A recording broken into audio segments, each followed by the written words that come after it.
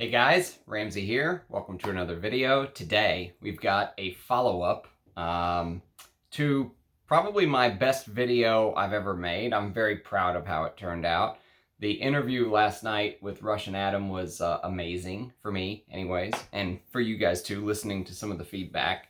Russian Adam seemed comfortable, open, he was willing to talk about his journey in fragrance. He was also willing to talk about his journey in oud, how he has come a long way from when he first made his first creations, not even knowing what chiffre or fougere or oriental meant, which is kind of shocking that he can make such gorgeous creations and not didn't even understand the fragrance categories in the beginning to where he's come to today.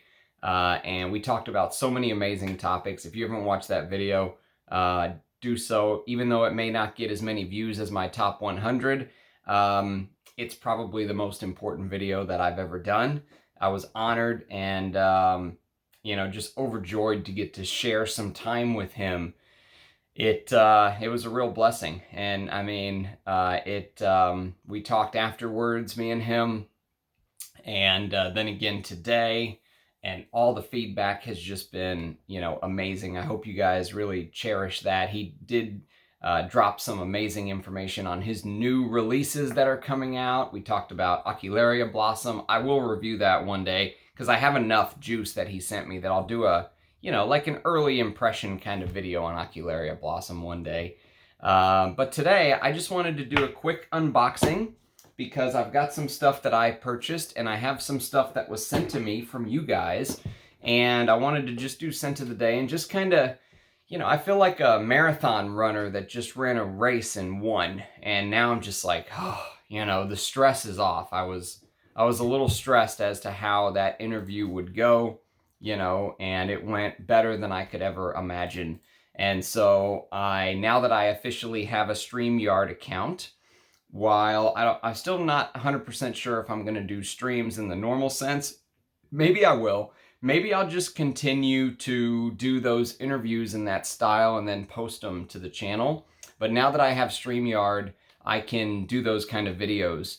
And so I would love to have some of you guys on, some of the people who have been around forever who are very knowledgeable, Rich Mitch, Eugene, Simon, Emil, the people who you read their comments and go, wow, they really know what they're talking about.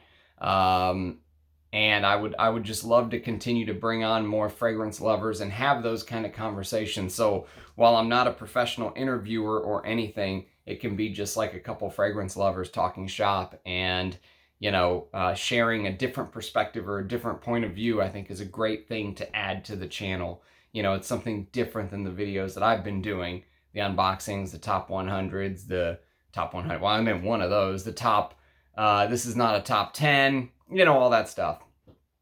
And I, got an email from a subscriber that I just wanted to mention. His name is Ross, and he wrote me after, watching a couple of channels and watching a couple videos that I did. He wrote me and said, hey, I would love to get into vintage. Where do I start? And I sent him the usual, links and stuff that I've told you guys about all the time. Le Parfumé, Anouge from Enchanté Perfumes, and my friend Mou de Cire. Those are great starting points.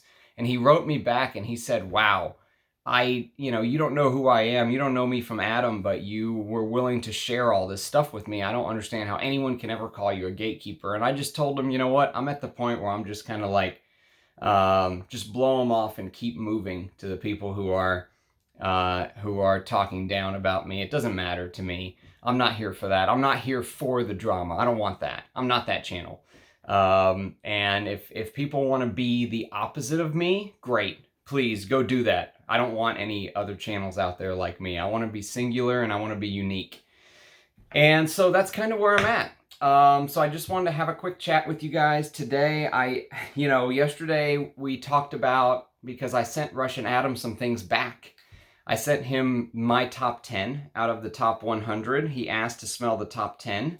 And so number one on the list, if you watched my top 100, is Bel Ami. And it's 95 degrees in Texas, and I'm wearing Bel Ami. I don't even care. oh God, I just love it. I love the spices, and I love the leather. I love the blend, you know, the way that the perfumer blended it. I love the orris. There's this orris root, and there is this, so it's like orris root, leather, isobutylquinoline. I think IBQ is the leather note that they use, but they also have vetiver, castoreum in the base. It's such a perfect masculine. It is, you know, those old school masculines like this, Antaeus, Koros, Boss Number One, they're so close to my heart, you know. They just feel like they encapsulate me as a person. And this is top of the list. It's so good. This is the only bottle, and we shared this in the interview too. This is the only bottle of this version that I have. But I'm not afraid to wear it. You know, Russian Adam said perfume is made to be worn. It's not made to sit on the shelf. And I agree with him. And so I'm going to force myself to wear my favorites more. Maybe like every other day, I'll wear one of my favorites. And then if I want to test something new, I'll test it on the other day or something like that. I need a system to make sure that I'm wearing these. Because what happens is I end up testing all these fragrances. You know, I end up testing these Xerjoffs or the Rojas that are not my thing, which there are some that are my thing, as you can see, but there are some that are not. So I end up testing these fragrances that I'm not as fond of instead of really wearing and enjoying my favorites from the collection that I am fond of. So, Bel Ami. By the way, Bel Ami means beautiful friend. And, you know, what a perfect encapsulation for some of the people that I would hope to have on this channel. Even Russian Adam, you know, even though that was our first time talking, it was like we've been friends for decades. I mean, you know, that kind of connection I feel like we had. And I feel the same way with people like Rich and Eugene. And, you know, beautiful friend is it's a great name for a fragrance, and it's a great name for the kind of people that I've kind of run across in this journey. So, Bel Ami, one day I will review you, but I really don't think I can do you justice, but I will try. One day I will pour my heart into a review and try to review this. So let's get out the handy dandy unboxing knife, and let's see what my friend... So one of my subscribers, his name is Brighton, I believe. I'm sorry if I'm not correct, but I believe it was Brighton. And he said, "Hey, I found this diptyque fragrance that I'm really loving. I think it could be even a signature scent for me." And I said, "Wow, I'd love to try it." He said, "Have you ever tried it?" I said, "No." So he sent me an official 2 ml sample of Aurelia. And Aurelia came out a couple years ago. It came out in 2021, actually last year, I'm sorry. And it's a leathery, woody fragrance. It's a leather. And apparently people compare it to the great Tuscan leather. And Tuscan leather is one of my favorite leather fragrances. It is so ubiquitous now and copied and all that stuff. And I even have its clone, which I enjoy wearing just as much as Tuscan leather. Normally I don't talk about clones, but La Yucawam is amazing. The raspberry here is a little bit more like jam, like a bunch of berries pureed in a pie or something. Whereas here it's straight raspberry. You get more of that dirty, ashy cigarette in an ashtray that got put out days ago, old, stale smoke, that kind of thing. So this also has raspberry and leather. And anytime you take raspberry and leather and you stick it together, you're going to get reminded of Tuscan leather. It also has saffron So I mean, they're really pushing the line with Tuscan leather, but apparently, and I've never smelled this before, but apparently it has a little bit more iris. So it's a little more rounded, and you know I love iris, I love orris, I love iris. A little more musk and cedar wood and vanilla. And so this is a Fabrice Pellegrin creation. And someone on Parfumo says, a more complex and aromatic Tuscan leather. So, I don't know. I'll be excited to wear it. I'll do a first impression on it very soon, my friend. Thank you for sending it to me. Honestly, I've never heard anyone talk about this, so it must really be under the radar, or maybe it's exclusive, I don't know. But he was nice enough. It cost him almost $10 to ship me something. And he's like literally right down the road. He's in Dallas. I'm closer to Fort Worth. But long story short, he probably could have drove it to me for less than the $10 shipping cost. Although nowadays with gas, maybe not. But thank you, my friend. Thank you for your consideration. I will do a first impression on that and talk about it for you. So let's do the bigger unboxings, shall we? We've got a couple big boxes here. There are no big purchases here. There are a bunch of small things. Well, there are a couple. That's not true. But nothing revolutionary here. Just some stuff that I've been kind of wanting to smell forever that I got good deals on, and so I just kind of lumped it all together.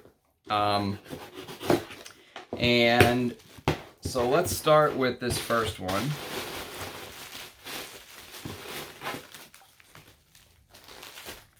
Okay. A nice little handwritten note here.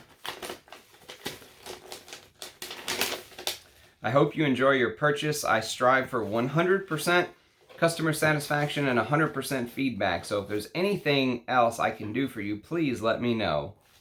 Very kind. That means please don't give me a bad score. Talk to me first. Well, let's open these so you can kind of get a feel for what I am going for. All right, so the first one is, let's get this bubble wrap off.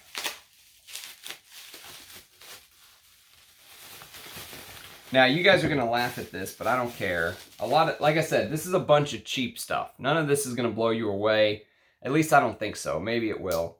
But this is a vintage preferred stock tester.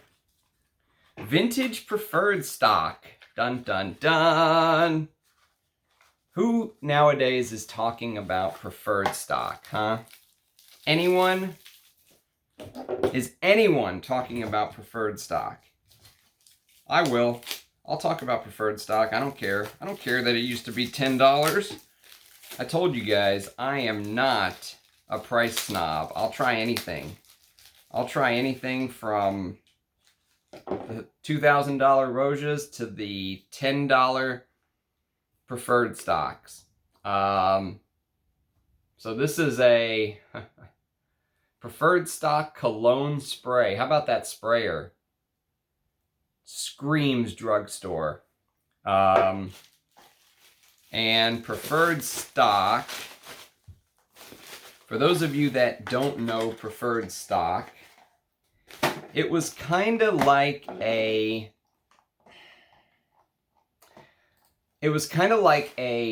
fresh, like, dihydromercenol updated take, right? So if Drakkar Noir did preferred stock for the 80s, or they did it for the 80s, Drakkar Noir, preferred stock is kind of like that for the 90s.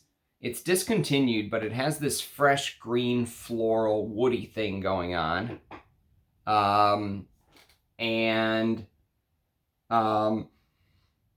You know, it was this probably sat on so many guys' dressers that, you know, they picked it up at the local Walgreens or something like that, or, and they just used it till it was gone and never thought of it again. I want to talk about this. I've wanted to talk about this for a long time. I got a good price, so here we go. Preferred stock. I am not too good for preferred stock, I promise you. Okay, next. Now, I think this is a partial.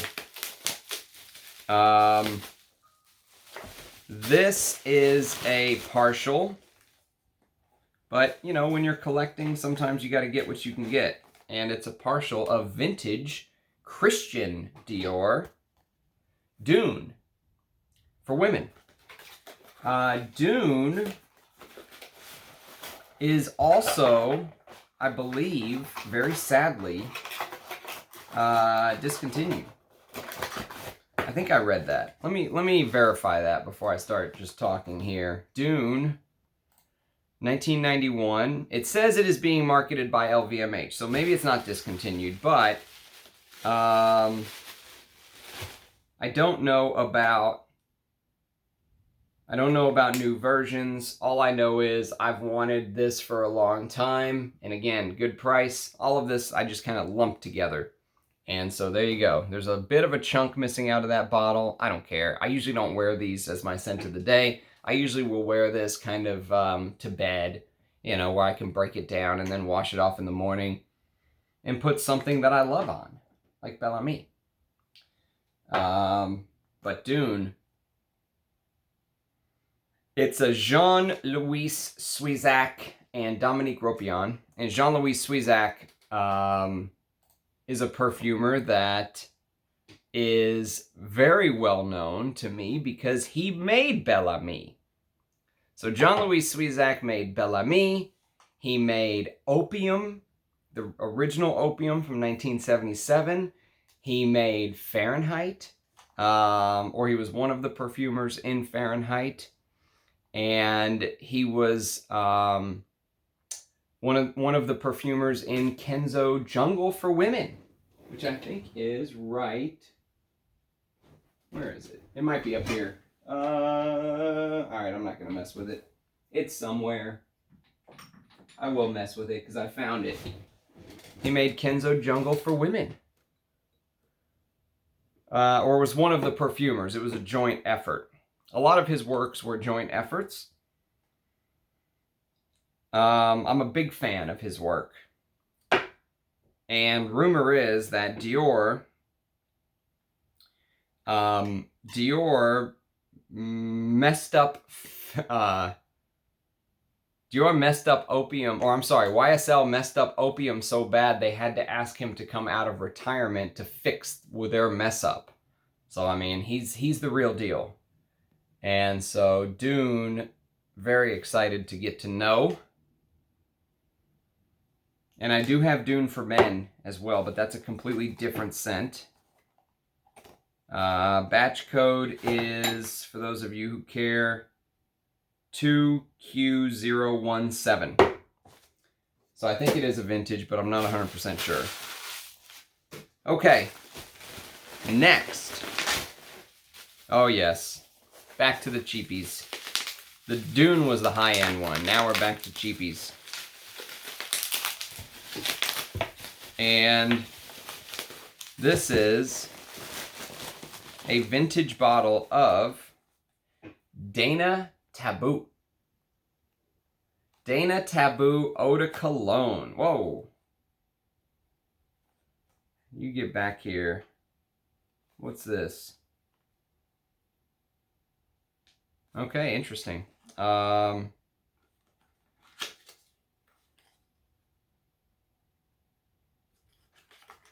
Let's see what we got here.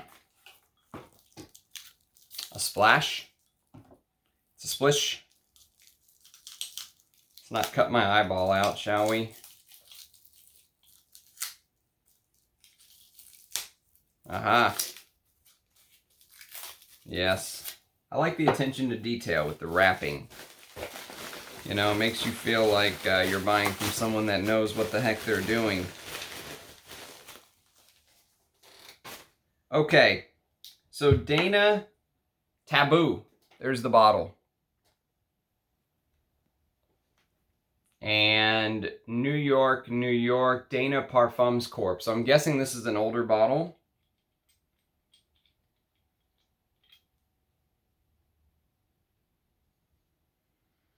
Oh, it smells like a winter to me.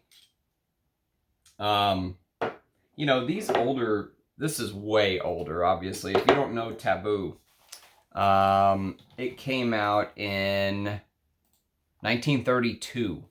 So we're talking right during the heart of kind of the women's renaissance, the women's freedom movements, if you will.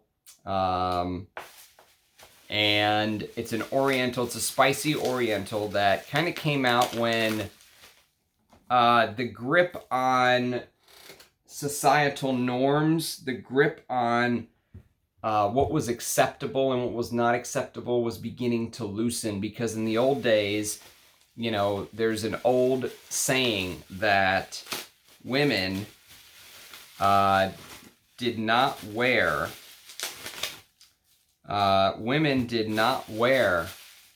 Indolic Jasmine's perfumes. Proper women did not wear it. That was for ladies of the night. That was for the night walkers.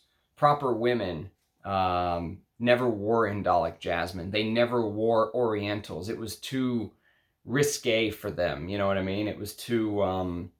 It was not something that was to be done, and not if you were a good Christian woman. And so at this point, that's why there's an old saying about Shalimar that says proper women don't smoke, they don't curse, they don't wear Shalimar. I think that was the saying. So, anyways, this is kind of in that, you know, Shalimar was 1925, Tabu was 1932. So as a reference, I just had to have it. And I got a good price, so here we go. And then finally, the last one is a mini. And then I'll show you some freebies. And then we'll go to box number 2.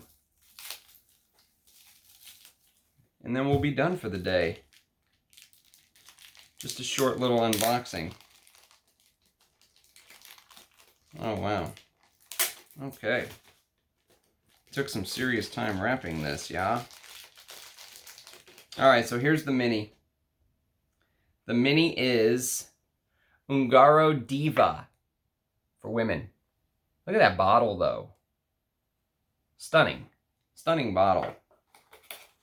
I will put you in your place here, box, later on. Alright, so Ungaro Diva. Ungaro Diva, 1983. This is the Pure Parfum, I believe. I'm pretty sure it's the Pure Parfum. Spicy floral. Wow. I like this type of fragrance, though. But there is no note tree on the Pure Parfum. Let's see what the Eau de Parfum says. Aldehydes, bergamot, cardamom, coriander, mandarin orange, and tuberose. I am reading a note listing. Orris root, jasmine, narcissus, carnation, rose, and ylang ylang. Amber, oak moss, honey, iris. Musk, patchouli, sandalwood, vanilla, vetiver, civet. That's my kind of note breakdown for an old women's fragrance. And I think this is a vintage back when Parfums Ungaro... Oh yeah, it's right here. Parfums Ungaro, copyright 1992. Okay, so this is before Salvatore Ferragamo bought Ungaro. And so my Ungaro collection is complete. I will tell you that I now have all 3 of these. I've got the first one, which completely blew me away. And I'll talk about that some other time. I've got the second one, which is a huge civet in the dry down of Ungaro Pour l'Homme 2. Huge civet. Like, imagine you took something like Tiffany's for Men and stuck this giant civet note in the base. Shocking. I think I like Ungaro 2 even more than Tiffany's for Men. And then Ungaro 3 is like this insane vodka. This is like a vodka rose fragrance. So it's like a...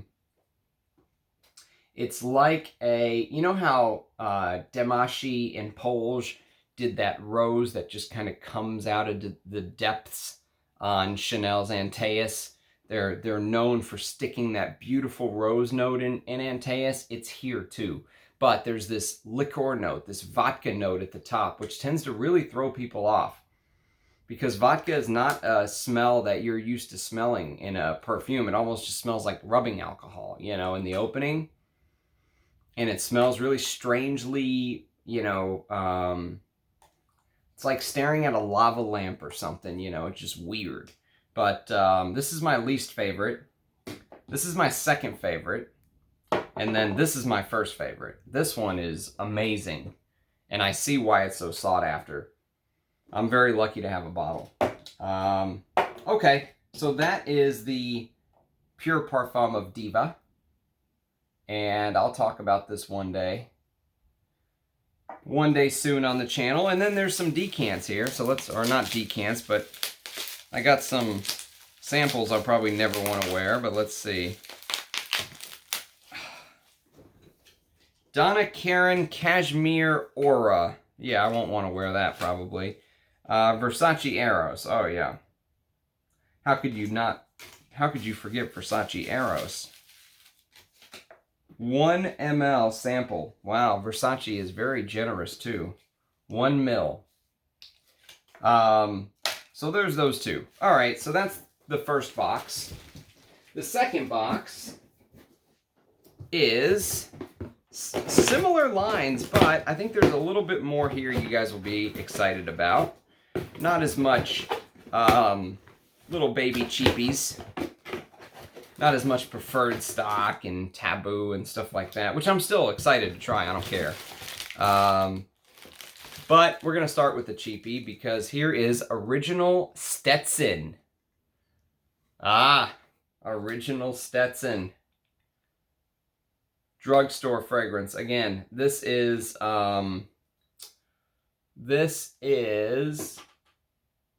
flammable, inflammable. Okay, good to know.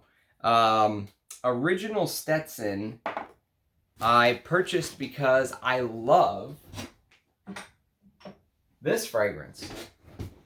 I'm a big fan of Chaps. Huge fan of Chaps. I think this is super underrated.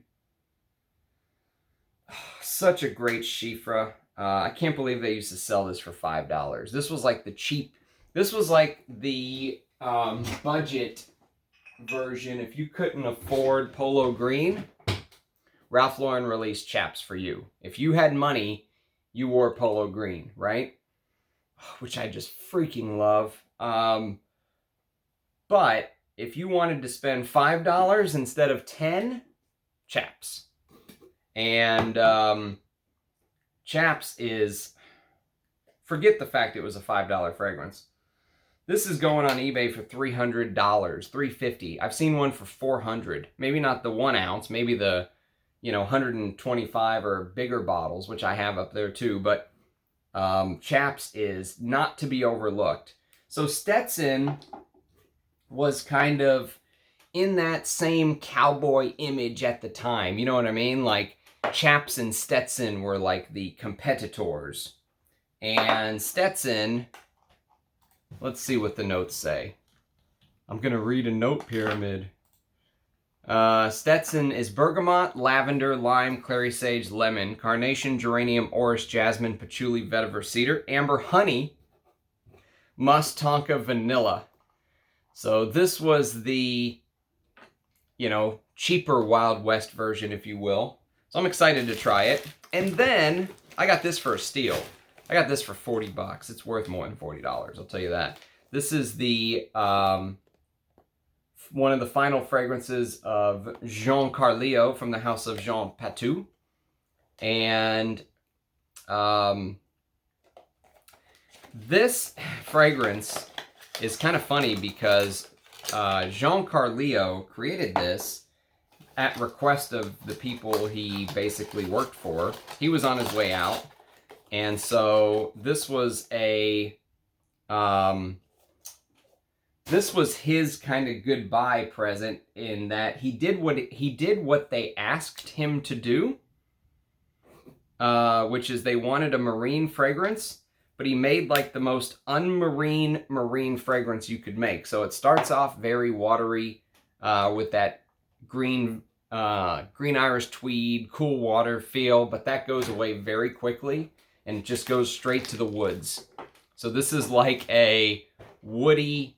You know, you get the blue. You get the blue for just a touch. 1994 this came out, and it is discontinued. And this bottle's never been sprayed, apparently. This is brand new. So you get the dihydromercenol or whatever they call it, and then it goes into the classic masculine lavender, sage, oak moss that he loved to use. Giancarlo used loads of real oak moss and loads of real sandalwood. And so even though this is a fresh aquatic scent, it's really Giancarlo's DNA that he was forced to make a fresh aquatic scent before he retired. And so he almost, you know, threw up the deuces on his way out the door and just did what he wanted, kind of thing. And then we have a vintage bottle of One Man Show. Now, I have a bottle of One Man Show, and you can tell this is a vintage because it's Splash. They don't quite do splashes anymore. Jacques Bogart. And One Man Show. So just so you can see the difference, do you see how it says 85% down there on the bottom? And look at the new one. So I will be very interested to do a comparison video for you guys. Look at the difference in the juice color. It's pretty apparent that there has been some sort of tinkering of the formula. So I'll get to the bottom of this. I was not a big fan of this version of One Man Show, to be honest with you. So let's see if the vintage is any better. Oh, this is a good one. Very excited about this. This is vintage. This is vintage Bleue eau de toilette. And I've been wanting to get a eau de toilette version of Bleue for a long time. Because I have the eau de parfum, and it just seems a little bit heavy for me. You know, like I love the fragrance, but I wanted to feel it a little bit lighter. I wanted to let it breathe, and Guerlain has that. In eau de toilette, it tends to breathe a little bit more. The fragrances tend to have a little more room to work. And so I'm very excited about this. Semi-oriental, notes dominant, heliotrope, vanilla.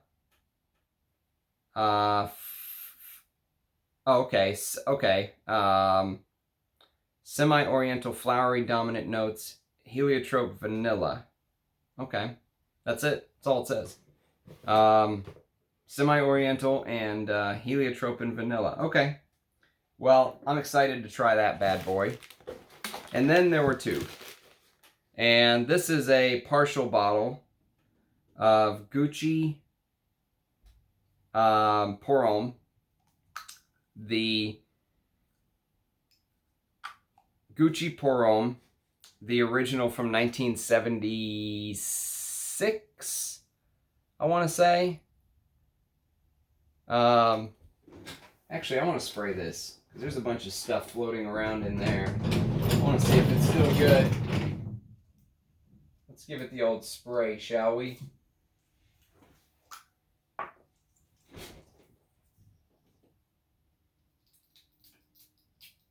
Sprayer's shite.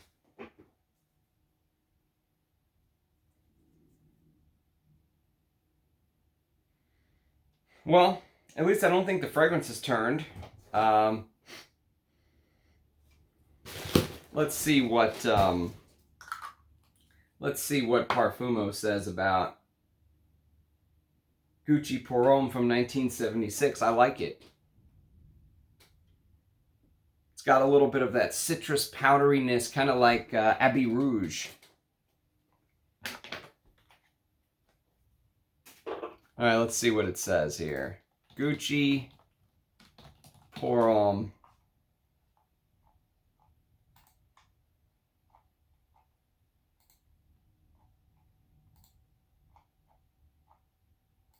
I guess I should have been a little more prepared for you guys. Okay, Gucci Pour Homme, 1976. The production was apparently discontinued. Basil, bergamot, lavender, lemon, carnation. Beautiful carnation, actually. Geranium, spices, iris, jasmine, patchouli, pepper, sandalwood, cedar. Amber, oak moss, labdanum, leather, musk, tonka bean, vanilla. Interesting. Very interesting. Distributed by Scannon. Okay, I like it. I'm a fan. It's not my favorite style of fragrance, but I'm a fan. And then there was one more.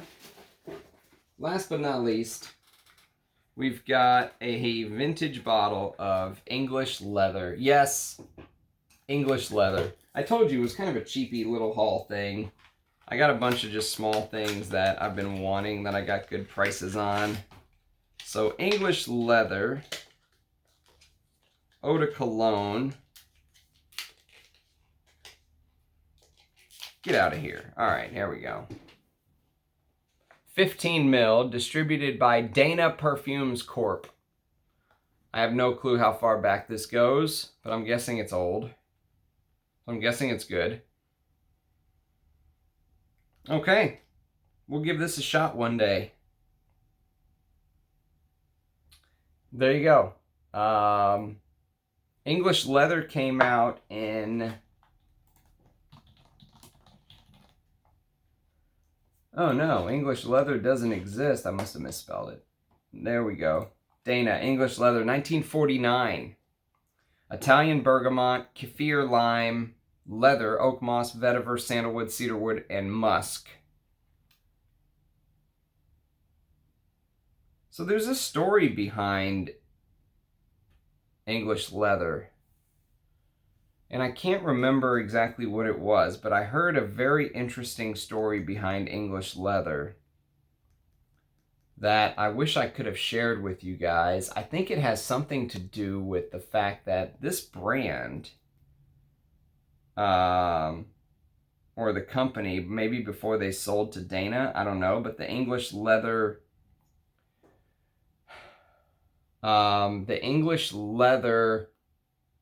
fragrance that this is used to be called a Russian leather fragrance, and the brand owners were Jewish and they fled Nazi occupied, I can't remember the country, I think it was a different country than Germany. They fled, they went to the United States and they set up their own company here, and when they set it up here they didn't want to call it Russian leather anymore because Russia